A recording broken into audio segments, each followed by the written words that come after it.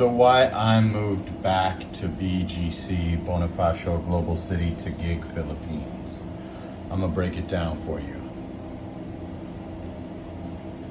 So I have lived all over Metro Manila without really announcing it. I explored Parañaque, Mandaluyong, Poblacion, Makati, Century City, and I really wanted to, fall in love with Manila, get the bigger space for the cheaper price, or even just the cheaper price, essentially, renting some condos for 20, 30,000 instead of condos like this one for 45,000.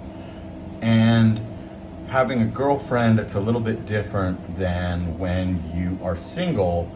And, if you're single, BGC or maybe the Rockwell Greenbelts area of Makati are kind of the place to be, because you're going to want to do, Starbucks interviews, meetings, etc., etc. Now, when you have a girlfriend, especially if your girlfriend is a bit of a homebody, you'll find yourself not leaving the house much, which would make the price tag of BGC not really necessary. I remember the last month that we stayed at Uptown Park Suites Tower 2, I swear to God, I never left the condo. I would go to the lobby to get grab food. We'd hang out on the balcony and have little dates.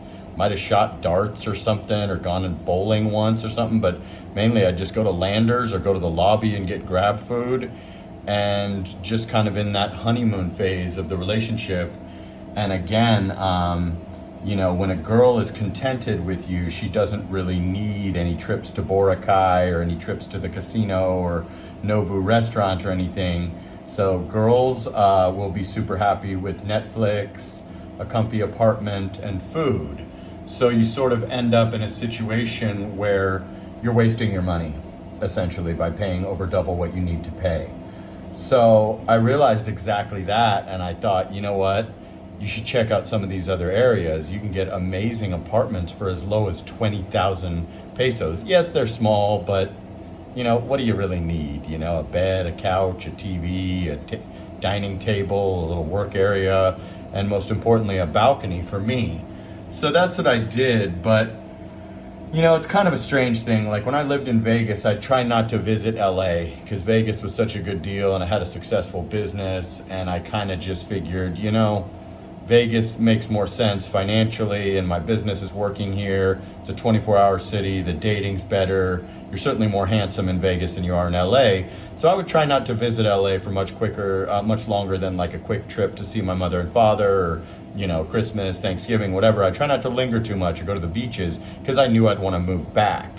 So my girl and me went to dinner in BGC the other night. I had gone, different things here and there for a minute or whatever, but I hadn't really done a lot of hanging out since I had left. And I would always say, oh, I don't miss BGC, and yeah, we never go back there, and yada yada yada, exploring other areas of the Philippines. There's tremendous other areas if you're on a low budget, or you want more bang for your buck, or you want to just explore places like Ortigas, Mandaluyong, Parañaque, Pasay, wherever. Your money will go much further. And there's a lot more, like pool halls and bowling alleys and bars and party situations. So I really wanted to make it work. But when we came back and had dinner, I said, oh, shit. You miss BGC and you want to live in BGC again. I had been looking for certain amenities, and I was almost closing deals on other condos in other areas of Manila. But then I realized that BGC is absolutely unparalleled, and there's nothing that even comes close to BGC, to be brutally honest with you guys. So I started coming back in after that dinner. My girl went back to her condo, and I started coming back in and looking for condos. And I realized that I couldn't really stay where I was any longer. The place was a bit small. I didn't like how it wasn't super walkable and there wasn't a lot there. And I ended up closing a deal on a place and just saying, you know what, I've never spent a Christmas outside BGC, and I'm not going to make this the first. I went with a 1-bedroom. I've never really had a 1-bedroom besides at Tryon Towers for 30 days. and that didn't have a balcony, and it was ultra small, like studio type size. So I decided, you know what, you've been grinding, you've been working your ass off, treat yourself a little bit. Get yourself a nice real 1-bedroom, like 600-700 square feet this time, so you can breathe a little bit. Big balcony, penthouse, high floor, whatever. And that's exactly what I did.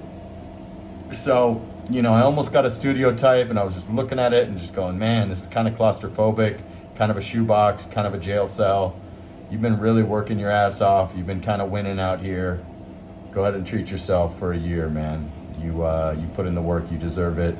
Maybe take one less trip to Boracay or Palawan or something and get yourself an American style apartment. And for all you guys looking for apartments, you'll see those attractive shoeboxes for 20, 30K. But ask yourself, what's your budget? What are you getting every month? What's your bank account looking like?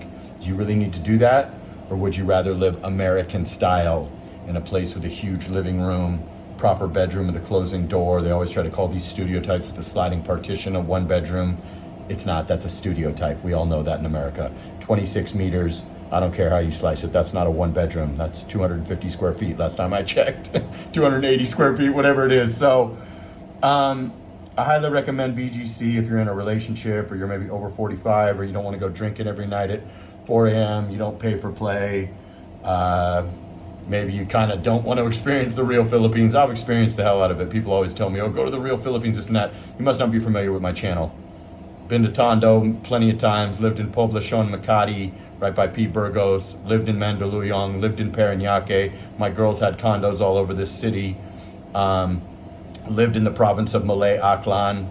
Been to Bohol, been to Siargao, been to Palawan, El Nido, been to Lapu-Lapu, been to Cebu many times. So, you know, in the end, BGC is it for me. Ain't nothing even coming close. If you can afford it, and especially if you can afford to get like a 1 or 2 bedroom, not a studio type, but a 1 or 2 bedroom where you can actually get comfortable and stretch out. But even a studio type, you're still in BGC, you can still go out and walk or ride your bicycle or whatever it is that you like to do, jog, and you're in sort of a bubble. As you can see out the window, you see no barrio, you just see buildings, beautiful lights, hotels. It is a nice situation for Westerners. I really tried, but you know what? There's just nothing like BGC for a spoiled Westerner that likes their Starbucks or likes their tremendous, 5-star eateries on every corner, and doesn't really super lust after jeepneys and street food and beggars and hookers. BGC is it. Ain't nothing even coming close or fucking with it. So I have to say I'm back in BGC, and I think this is where the chapter ends for me in the Philippines. I don't see me leaving BGC unless I move to a beach or I have a place simultaneously at the beach like I previously did in Boracay Island. But for now, I'm just renting places when I go to beaches, renting, Airbnbs for a few weeks or hotels for a few nights or whatever the case may be. But honestly, I don't see myself living outside BGC ever again. I think if I left BGC, I'd go to another country or I'd go live on a white sand beach. So just wanted to bring that to you. I know I haven't done a video in about 2.5 months, but felt like this is a worthy view and a worthy subject. Like, comment, subscribe, share the video. I go live Monday through Friday around 9 a.m. or 10 a.m. whenever I get a moment.